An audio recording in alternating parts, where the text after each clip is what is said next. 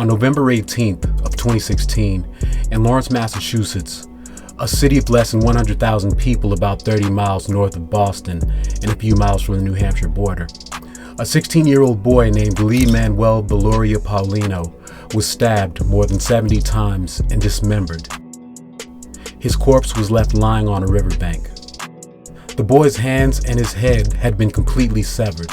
The body was so badly mutilated that medical examiners were not able to say whether the decapitation had taken place before or after Paulino was killed. Paulino's friend, 15-year-old Mathew Borges, was questioned and eventually arrested and charged for the first-degree murder of the popular young sophomore. He stood trial in April of 2019. He was 18 years old by that time. The following narrative is based on statements, witnesses made to police and to a jury at trial, and on the prosecution's version of the events that led up to and that followed the gruesome murder of Lee Manuel Beloria Paulino.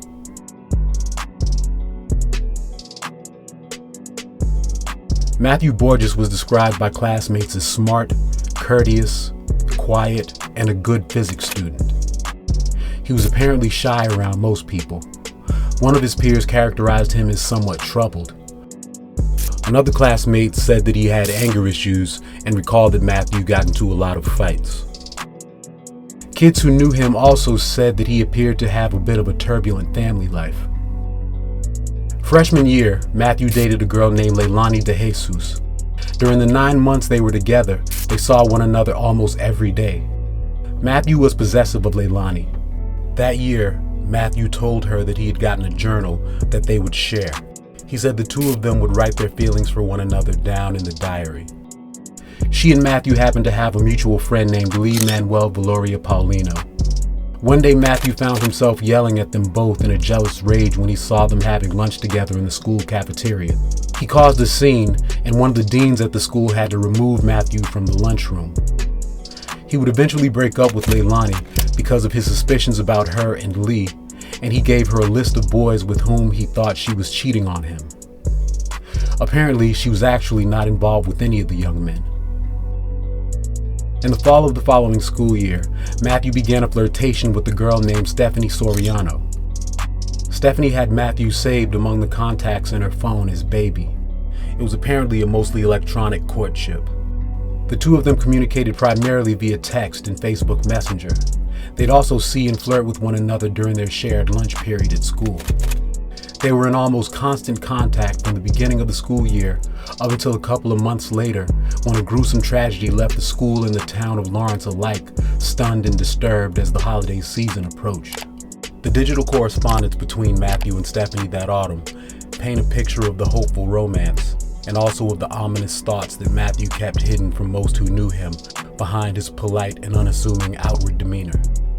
After she was introduced to Mathew, Stephanie immediately looked him up on Facebook and liked what she saw. She was intrigued by his profile picture, and the page apparently showed a playful side of Mathew that she found endearing and that she related to. They quickly began exchanging texts and DMs with one another morning and night via their iPhones, discussing school, friends, their goals, and their relationship. In one message, Mathew told Stephanie that he doesn't go around telling a lot of people that they're beautiful. "You're beautiful," he told her. Soriano responded and told Mathew that she found him adorable. When Stephanie testified for the prosecution at trial, she said that Mathew was hesitant to enter a relationship, and so was she. She said she liked to take things slow and get to know boys before officially dating. On one occasion, Mathew texted to Stephanie that he one day wanted to call her his girlfriend and eventually wifey even, but he had goals to achieve first. Soriano said she was willing to wait for him. As they became closer, Mathew began to talk to Soriano about his demons. And as did Leilani De Jesus, Stephanie came to know Mathew's intense jealousy and explosive temper. In one text message, he told her that he could never date her because she had too many guy friends and he wouldn't be able to handle that. He was too much of a jealous person, he told her. He questioned her about her association with Lee Paulino, with whom she was also friends. In one message from Mathew to Stephanie, he complains to her about an occasion when she greeted Lee without saying hi to him. In one correspondence he sent to her, he asked her what took her so long to get home from school and accused her of being with a quote-unquote side guy. During a separate text conversation in which he referred to Stephanie as his baby, he let her know that she would do as he says when he says it. Among the hundreds of texts they exchanged was one where he said he was willing to kill any nigga who gets in the way of what he wants. And the messages from Mathew became even darker. Quote, I think of killing someone and I smirk. I like the sound of it. The idea of causing pain on someone who's getting in my way or who's causing me pain. It's all I think about every day, but I control myself. I see people I don't like and that comes to mind. I'm going insane. Unquote. Stephanie told him she wanted to do anything to stop him from going crazy. He responded, I'll hide it in the back of my mind like always. On October 29th, Mathew wrote a post in a Facebook group he was a part of called Game Winners. He said, quote, guys, I'm gonna kill someone on Halloween. I'm not lying. So if you hear someone dead on the news, we know. I just want to say that y'all niggas gonna look at me different. Unquote. On November 17th, he messaged Stephanie and asked if his eyes looked dead. She responded that his eyes looked dark, but that they wanted to shine again. Mathew told her that he was thinking thoughts that made him shiver, but that he trusted her, so he wanted to tell her. She responded back to him that she was all ears. He then sent her a 48-second voice memo that was played in court. Mathew said, eyes that are dead are scary. Makes you think about what that person has done, what they've been through, what they've seen. Eyes that don't shine, that are full of darkness. It's just sad. It's like these people are different. They've done things that make them lose their humanity. Like they have no soul, they just have big black pupils.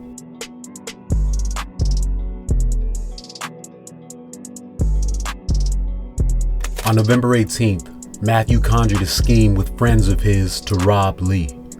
He would lure his friend away while the other boys would break into Lee's home where he lived with his mother, his grandmother, and his uncles.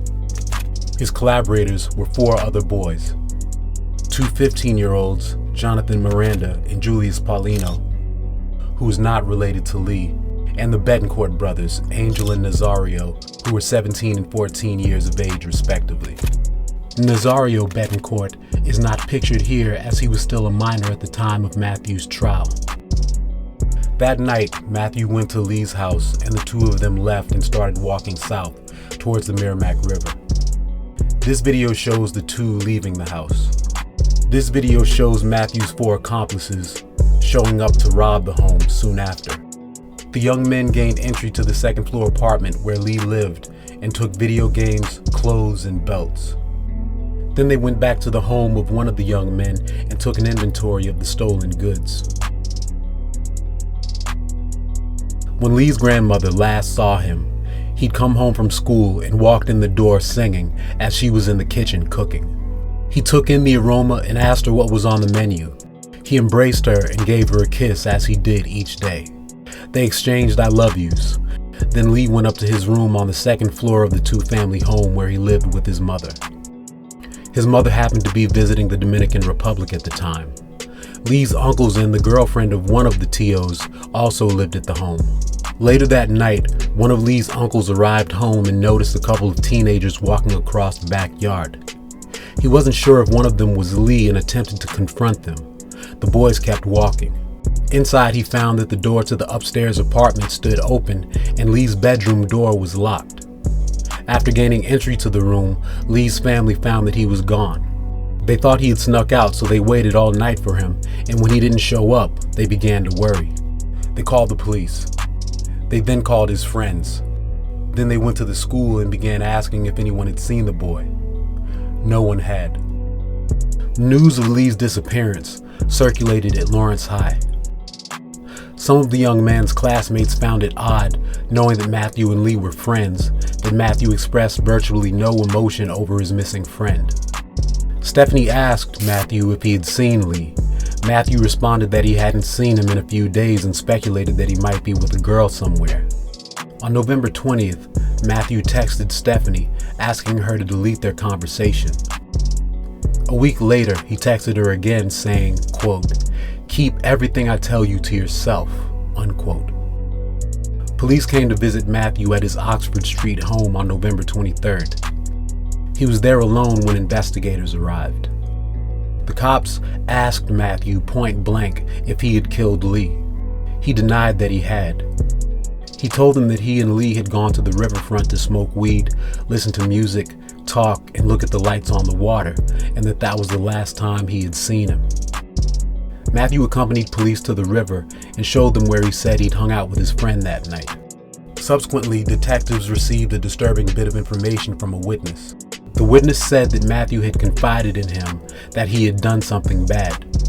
Mathew then told him that he had stabbed the kid and cut his head off, the witness told police. The witness said that when Mathew said those words, he was motioning with his hands as if he was stabbing someone and cutting someone's head off. Having said that, Mathew then walked out of the house, according to the witness. On November 29th, Mathew went, accompanied by his father, to the Lawrence police station at the request of detectives. They asked Mathew again if he had killed Lee. Again, he denied knowing what happened to Lee or his whereabouts. He suggested to them that the boy was probably hiding out somewhere for some reason.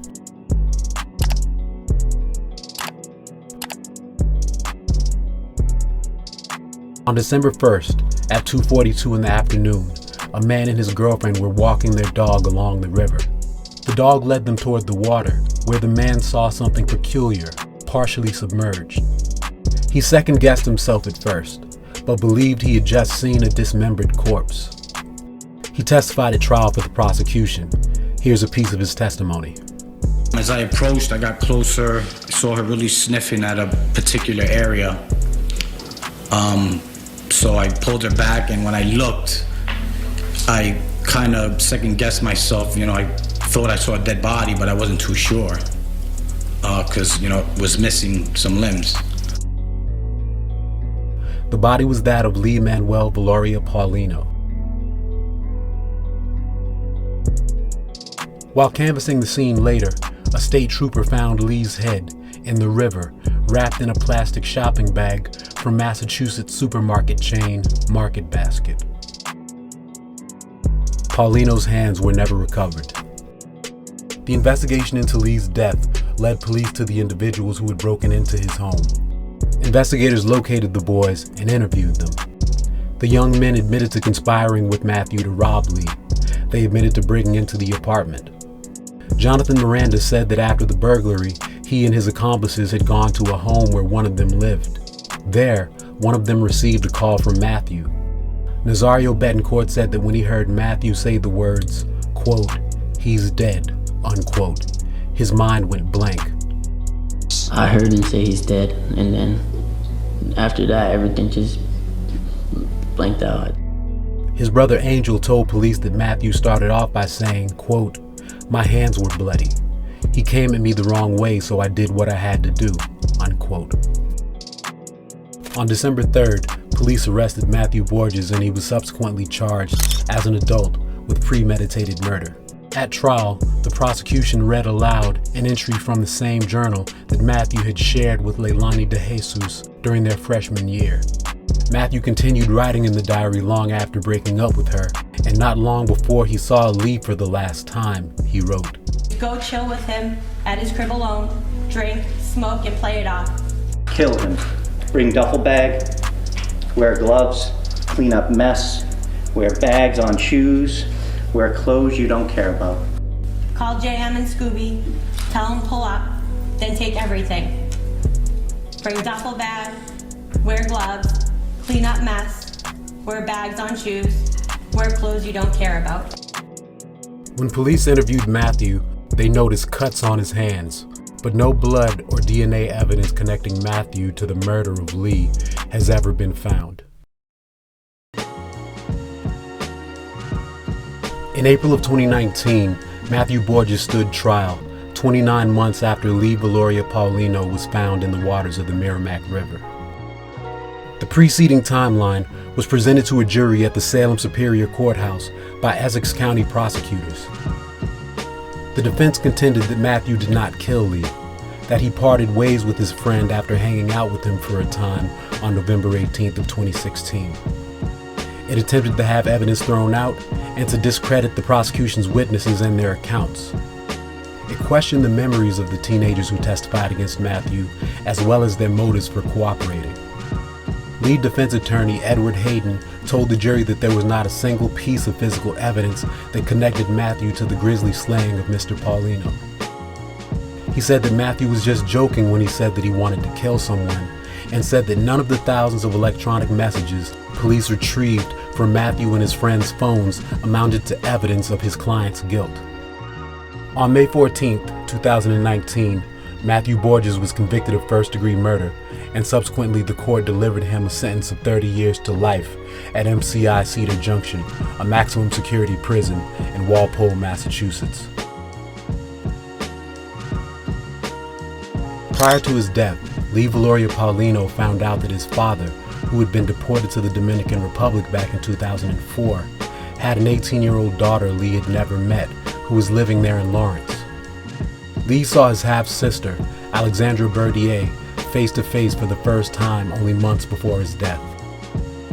In an unrelated occurrence, on Monday, August 13, 2018, Lee and Alexandra's father, 39-year-old Felix Dario Berdier, was shot and killed as he was being robbed in the Vega Alta section of Puerto Rico. Mathew Borges will be eligible for parole in the year 2047. He'll then be 46 years old. Thank you guys so much for watching. Thanks for liking, thanks for subscribing, thanks for sticking around with me here until the end. And because you did stick around, you're seeing this preview of a video that I'm working on now and I'll have out in the next few days. What you're looking at is a man named Damian Herrera, and he's involved in a pretty incredible story that happened not so long ago, which is the subject of my next video. So be on the lookout for that, and thank you guys again for checking me out. So then he starts chasing you with the gun? Huh? He starts chasing you? He didn't chase me, he fired at me. My brother went to go and break us up and shot my brother. I wrestled with him for the gun, my mom got in the middle of it, he shot her. I had to shoot him, dude.